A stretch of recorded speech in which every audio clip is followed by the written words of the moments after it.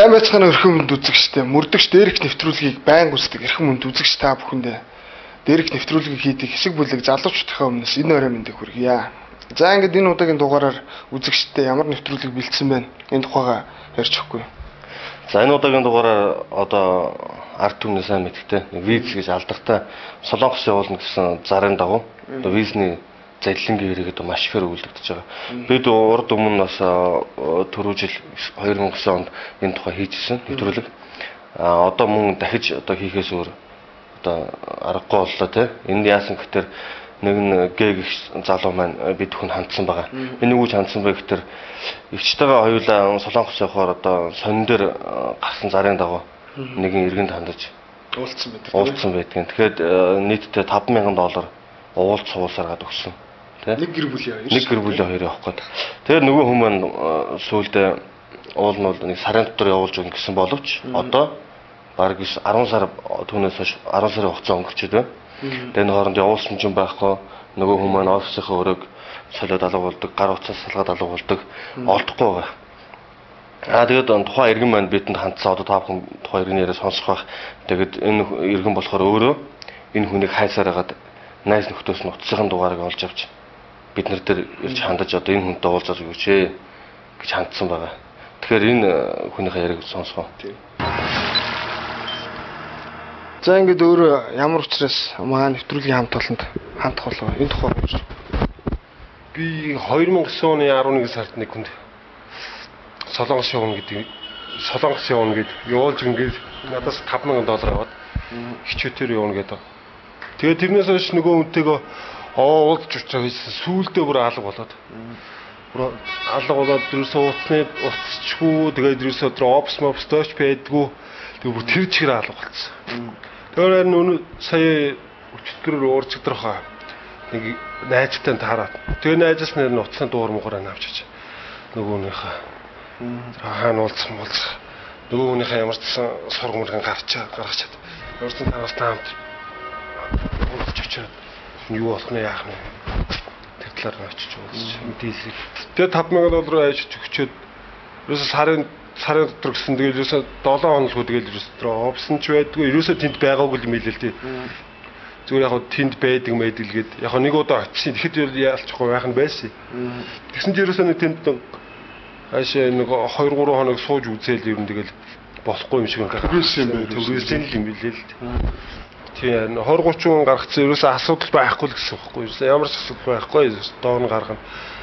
Манайх ерөөсөө найдвартай шууд очиж уулзаал гаргаад ерөөсөө юу ч сарын дотор гэхэд л ямар ч хүрээд ирнэ. Чи бол сарын дотор явчихна гэдгсэн байна. Тэгээд тэр нэрийн хуудаснууд дээр минь ямарваа нэгэн компанийн те хаяг одоо тодорхой офисын утас тийм ээ ажлын утас гэж тийм байсан.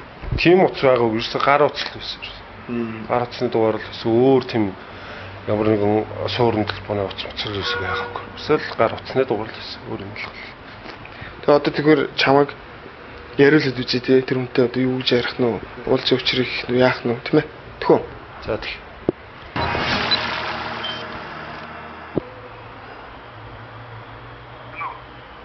Ben сайн байна уу? Би нөгөө зар дээрээс утасны дугаарыг чи авсан юм аа. Нөгөө зарын дагуу ярьж байгаа. Виз гаргана гэсэнтэй Солонгосын. За энэ хэд хоногийн хугацаатай ямар үнэтэй гардыг юм бол? Тэгээд юу яадаг шүү дээ.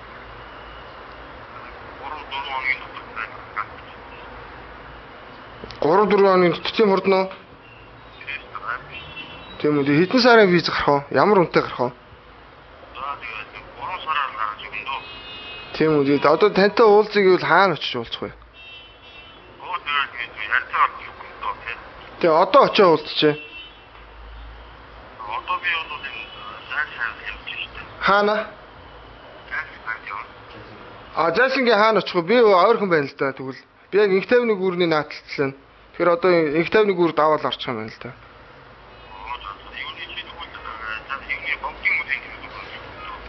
За тэгээ богдын мужид дээр уулзаад ирчээд би энэ уцруу залах уу? За тэг би одоо угсаа удахгүй гүр даваал орох юм. Таны хин гэж хүн бэ нэрэ? За баярлалаа танд. Энэ хүмүүс энэ батлаг гэж хүмүүс яг өөр хүмүүс. Мөн дуу хоолой нь яг хүн бай. Тэг ингээд бид бүхэн эхлээд чамайг очиод уулзуулъя тийм ээ. Чамтай ямар шуухан хандлагатай яаж харьцах нь вэ?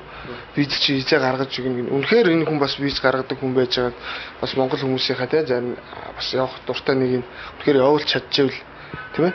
Бас бид бүхэн ч гэсэн бас буруу ташаа ойлгоод байгаа юм лөө. Тэг чамайг юу ч эхлээд уулзж үзье. Тэгээд дараа нь бид бүхэн уулзъя тэхүү. За тийх. За ингээд мөн одоо бизнес ажлын этгээд юм байна. Нэрийн хуудсан дээр байсан хаягийн дагуу ажлынх нь офисын хаягийн дагуу ирлээ. Ирэхэд бол энэ хаягн дээр байдаг юм байна. Тэгээ одоо надад дахиад 2 нэрийн хуудас байгаа.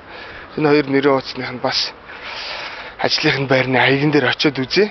Тэгээ бас байна уу байхгүй нь бас мэддэхгүй. Энд 2 сар болоход бол ер нь байгаагүй гэж байна. Тэгээ одоо яг миний энэ хаягн дээр ирсэн нэрийн хуудсан дээр бол байдаг утсан салгаастай байгаа. Ерөөсөө холбогдохгүй байгаа. Тэгээ хаягн дээр нэрлээ. Хаяг нь бас байхгүй байна. Би одоо энэ компанид хаврал өгсөн. Тэгээ одоо сонингийн зар хараад уулна гэсэн. Тэгээ өөрөө хүчээрээ уулцсан чинь 7 сарын 11-нд гэхэд явуулна. Одоо манайх бол одоо мөнгө өгөхгүй бол хүүхч нь хоцорлоо.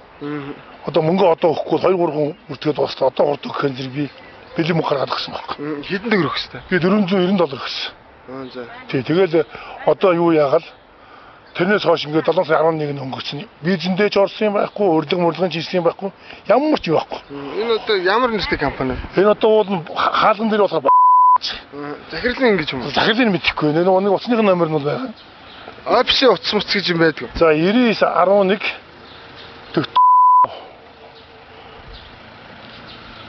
Гар утас юм байна. Юу 95 билүү? 9911 энэ гар утас бол салгаад алга болчихсон. Тэгээ одоо ингээд захирал нь болохоор зэрэг ингэж байгаа. Энд нэг бүртгэж анх бүрдсэн нэг хүүхэн байгаа. Тэр нь болохоор зэрэг одоо ингээд мөнгө нэхэр зэрэг окей удахгүй өгнө. За маргааш өгнө. Нөгөөдөр өгнө. Би одоо аюу бол явж байгаа байхгүй. Энэ офисын утас муц гэж байдаг юм дээ. Энэ одоо офисд нь орсон. Утастай. Суур утас аюу утас байлаа. Би утас алгаад авахгүй болгон зэрэг офисынхаа утсыг авах гэлгүйгээд офисныхаа утаснаас алгасан чинь бүгд хоосон худлаа юу утас байхгүй. Зүгээр хийх зүгээр залгаагүй зүгээр ингээд хөнди утсууд ингээд реклам маягаар тавьсан байгаа байхгүй. Худлаа офисын утас болгож тийм. Офисын утас болгоод 4-5 ус болонд ингээд байж байгаа байхгүй. Тэгээ аль ч утас нь ажиллахгүй. Ингээд авахд байхгүй. Би бол миний гарын утас авахгүй болгон зэрэг би офист нь офисын утас ярих гэж офисын утаснууд нь холбоотой ус нэг ч байхгүй. Тэгээ одоо ингээд худлаа аппарат тавьсан байх. Худлаа дандаа хоосон аппарат тавьсан байгаа байхгүй. За ойлгоо. За ингээд маань нэвтрүүлэгт хандсан оролцогч байна.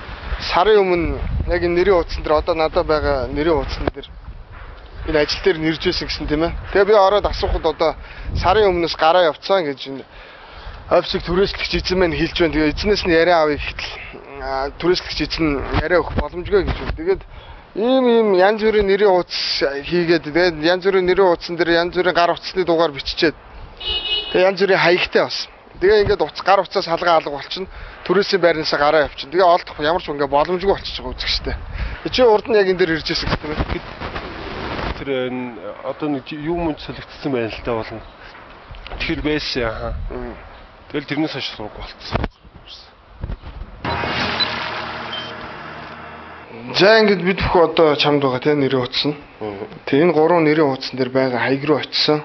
Одоо офисын ажлынх нь хаяг гэж байгаа. Энэ хаяг руу очиход бол байдгүй. Нэг нь бол сарын өмнө гараа явчихсан. Нөгөөд нь бүр огт байдгүй байл тэ. Иймэрхүү байдалтай байсан. Тэгээ чи одоо энэний талаар бас нэг яриад өгөх.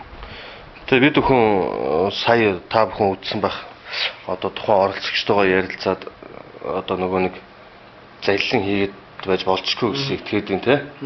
Бид нэр гэрийнх нь хаягийг заалгаж аваад өөрөөр нь эхлээд богдын мужидээр уулзъя гэсэн те. Тийм очсон боловч өөрөө ирээгүй.